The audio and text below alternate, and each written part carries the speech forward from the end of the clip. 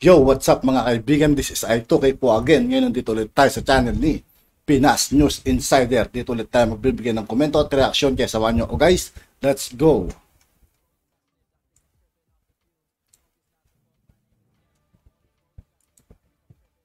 Ito ang balita ngayon. Viral ngayon sa mundo ng social media.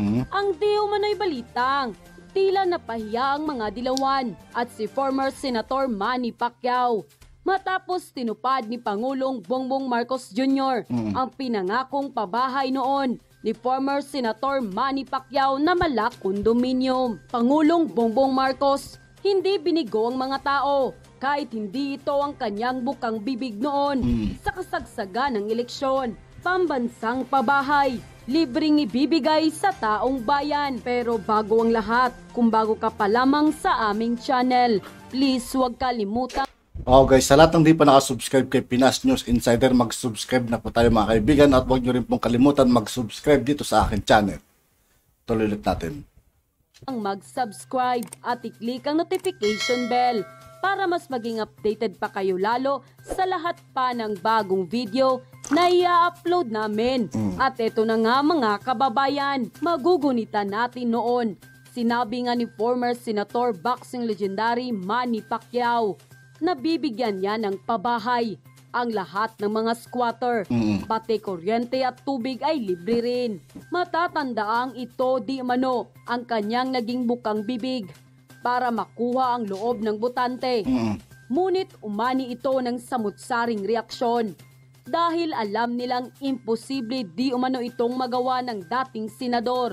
Lalo't kinakailangan ito ng malaking halaga. At ngayon, binulaga at ginulat si dating Senator Manny Pacquiao matapos tinupad ni Pangulong Bongbong Marcos ang pangako nito na libreng pabahay at pang world class pa. Malapit po sa aking puso ang pagsisiguro na maging matagumpay ang mga human settlements at housing projects ng ating gobyerno.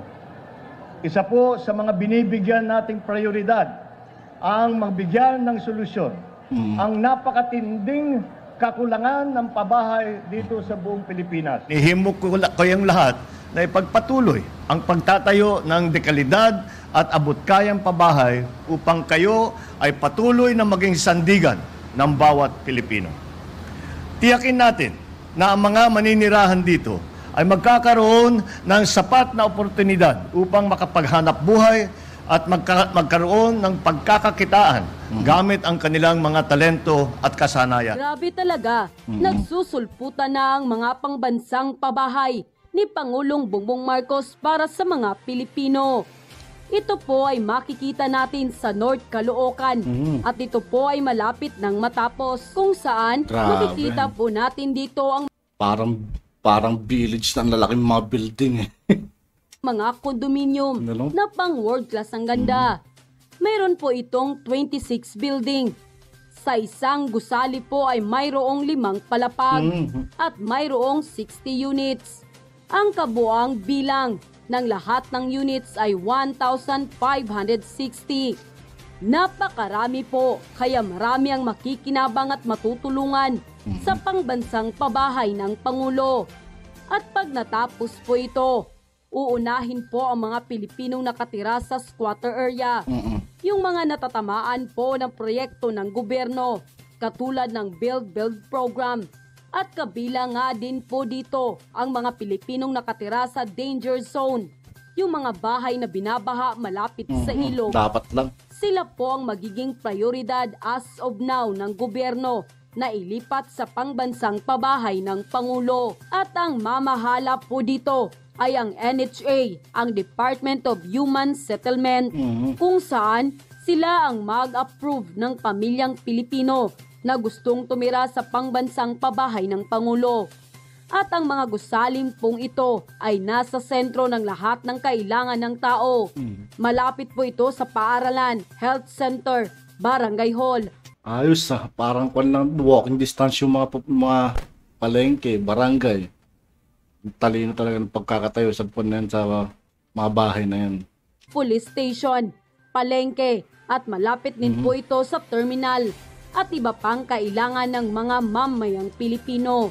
Kaya naman napakaswerte ng mga taong titira dito dahil hindi lamang ito isang pabahay, kundi isang human settlement na kung saan komportable kang titira dahil malapit at nandito na po lahat. Dahil ang layunin ng ating Pangulong Bongbong Marcos ay hindi lamang isang konkretong bahay, kundi isang konkretong tahanan na tirahan ng pamilyang Pilipino. Samantala, hindi naman mapigilan ng marami sa ating mga kababayan na magbigay ng kanilang hinaing at komento sa mundo ng social media.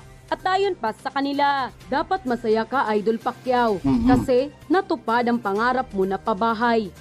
Yan ang anak ng Apulacay, Pangulong Ferdinand E. Marcos. May pinagmanahan siya sa kanyang ama. Matulungin at may tunay na malasakit sa sambayan ng Pilipino. Mabuhay ka, BBM. Mabuti na lang ikaw ang nanalo. Lahat ngayon ng pangarap ni Papa mo noon, ngayon matutupad na. Salamat sa God, ikaw ang pinadala niya na mamumuno dito sa ating bansa. Wow, galing Idol. President BBM, isa ako sa 1 million. Proud ako at humble talaga. Ganyan ang mga matalino. Never nanira at pumatol sa mga negatibong tao.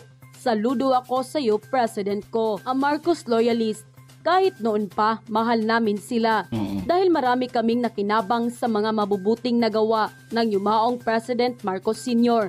Now, ang mahal naming President ngayon ay tinutupad niya once again ang paglingkod sa ating mga kababayan. Salamat po. Bilib talaga ako kay PBBM. Kahit kaliwat kanan ang pangbabatikos ng mga tao sa kanilang pamilya, ay sige pa rin sa pagtatrabaho para sa Pilipinas. Minsan nga pati ako hindi ko masikmura. Praying for your safety and long live PBBM. Hindi na ako magugulat dahil anak siya ng pinakamabait, mapagmahal na kanilang kababayan, mababang loob, may ambisyon umunlad ang bansang Pilipinas, at hindi marunong gumanti ng masama sa mga kumakalaban sa kanilang pamilya. God bless Marcos family. End quote. Ang vlog natin ngayon, ang mother ko na ang magkikwento sa inyo kung paano nangyari lahat itong malalaking proyekto na hanggang ngayon ay nararamdaman pa rin natin ang pakinabang na idinudulot sa tao.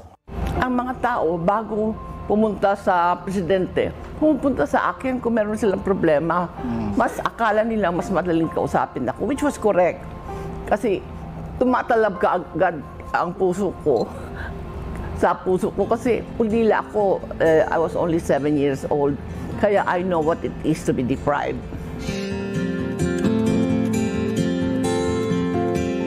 Pagka pala mawalaan ka ng nanay, miski may pera kayo, nawawalan ka ng lahat.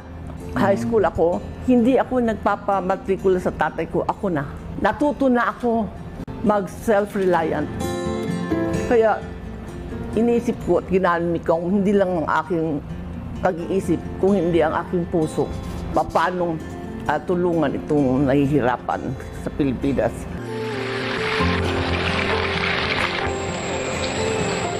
Ako, Ferdinand E. Marcos, ng Batak, lalawigan ng Ilocos Norte, inihalal at itinanghal na Pangulo ng Pilipinas. Laging presidente si Marcos, sabi ko, Ferdinand, now that you're president, what's my role? Now that I'm president, sabi niya, I'll build a strong house for the Filipino people. You make it a home. Then I reflected, what makes a home? Love. What is love made real? The good, true, and beautiful. What's the good, true, and beautiful? Culture. Kaya ang first project ko, the Cultural Center. First year or second year pa lang ako first lady, dumating si Rockefeller, taga New York. Siya ang kasama ng tayo ng kanilang Metropolitan Opera House. Yung pagpunta niya dito, gusto niya i-tour siya dito, tingnan ng Pilipinas. Lumibot ako ng lubis, wala tayong ospital, wala tayong hotel, walang magandang pakita ko. Nung nandoon ako sa harap ng Cultural Center ngayon, sabi ko sa kanya, you know, Mr. Rockefeller, there will rise the Cultural Center of the Philippines. Sabi niya, saan? Diyan. But that is water. Oh, Mr. Rockefeller, the first year are covered that with soil. The second year are dried the piles. The third year, the building will rise. The fourth year, the curtain will rise. Sabi niya, Madam Marcos, It took the Rockefellers at least 10 years to build the Lincoln Center. If you can only build that in the next 4 years that your husband is president, I'll take off my hat to you. So ang ginawa ko, halaghanap ako na sino makakareclaim. Tubig yan nung araw. At tayo ang umpisa niyang reclamation, yung bagong syudad dyan, nag-reclaim ako para sa Folk Art Center, para sa Miss Universe. Nag-proclaim ako ng 20 hectares para sa Convention Center, sa Coconut Palace. Lahat yan. Tayo nag-umpisa niyang new city na yan. Pwede palang gawing lupa yung tubig. Pagtayo ng Cultural Center, hindi pa tapos ang first term ni Marcos, ini-invite ko na si President Reagan to inaugurate the Cultural Center. Biniimbita ko si Rockefeller. Sabi niya, masyado akong impressed. Sabi niya, I'm speechless. Mahihiya akong pumunta doon na tinanong ko pa ikaw at hindi ako maniwala na gagawa mo ito. Nagawa ko na within the 4 years that Marcos was president. Nung pumunta ako for the first time sa China, at si Chairman Mao, hindi lamang kumamay sa akin, hinalikan pa ang kamay ko. Nagulat ako. Sabi ko, why did you do that, Chairman? Sabi niya, because I admired you for so long. Because when you became First Lady, the first project you had was culture. You were attacked and you were subjected to many negative things. But you continued to finish the Cultural Center. You know, Mrs. Marcos, China, sabi niya ganyan, was united not by the gun. Doon kami nagkaisa sa Cultural Revolution. Kaya tama yung iyong layunin para sa bayan. Kaya tuwan-tuwa nga ako. Mula noon, lalo naman lumakas ang loob ko.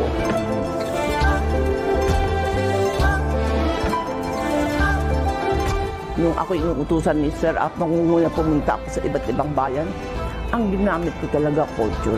Kaya ang mga dala ko, mga sumasayaw, kumakanta, yung mga magagandang mga suot, lahat.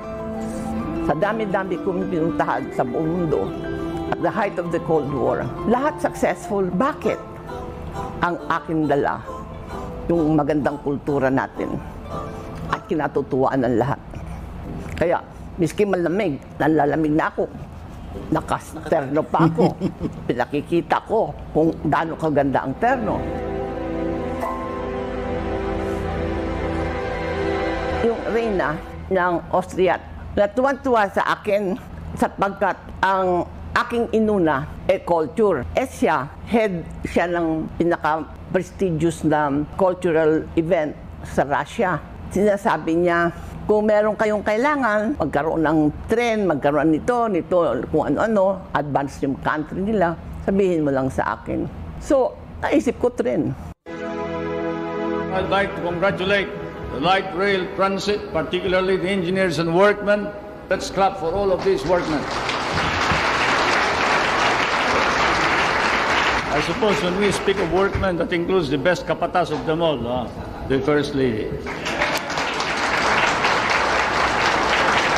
Nabayaran naman natin na mabilis kasi lahat na gusto sumakay ng tren. Unang first train yun.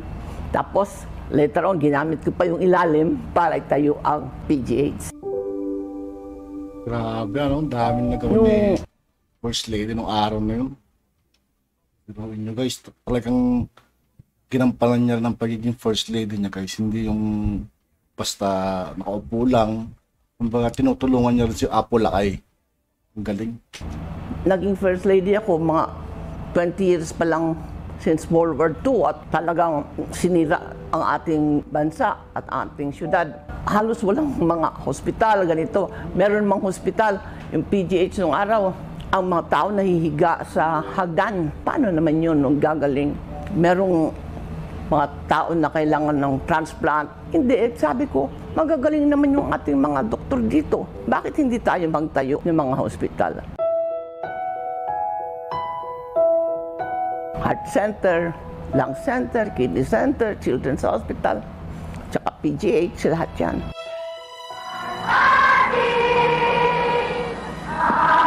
Ako'y nagitla, nabibigla, tuwing gumalaw ang unang ginang. Pagkat nung kami nagkaisang dibdib, Ang kabilin-bilinan ko lang sa kanya, alagaan mo ang aking puso. At ngayon, tignan mo ang ginawa, napakalaking pag-aalaga. Ngunit, ang paliwanag naman niya sa akin ay yan daw ay pag-aalaga ng lahat ng puso ng lahat ng mamayan Pilipino.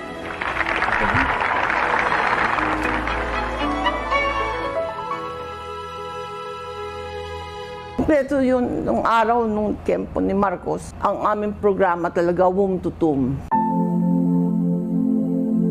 Kung humihingi ng bahay, ang hinihingi noon, hindi lang bahay eh. May bahay ka, itayo mo ang bahay, nakatira sila sa bukid. Paano sila mabubuhay doon, miski ba yung bahay sila? Ang palengke nasa baba, nasa iba-ibang lugar.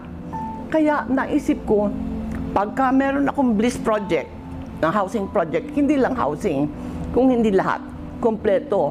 Meron doon palengke, simbahan, meron doon eskwela, meron doon factory.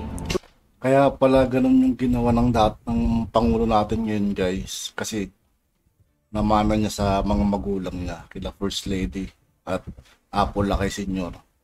Grabe. Kaya mga bagong bahay ngayon na pinapagawa niya, na tinitira ng mga Pilip ng mga tao, guys, ngayon. Malapit sa palengke, sa school, simbahan, police station, sabi, di ba? May pagkikitaan.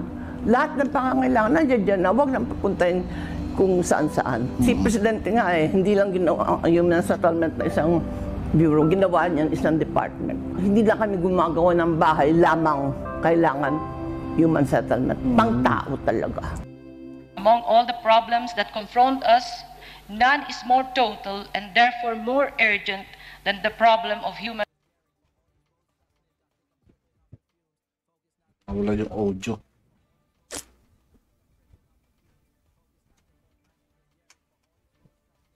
Kayong matakot dito sa mundo. May langit. At yun na nga mga kababayan.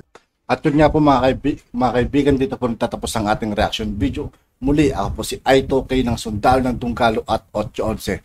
Maraming salamat sa patuloy na pagsuporta. Yeah, peace out.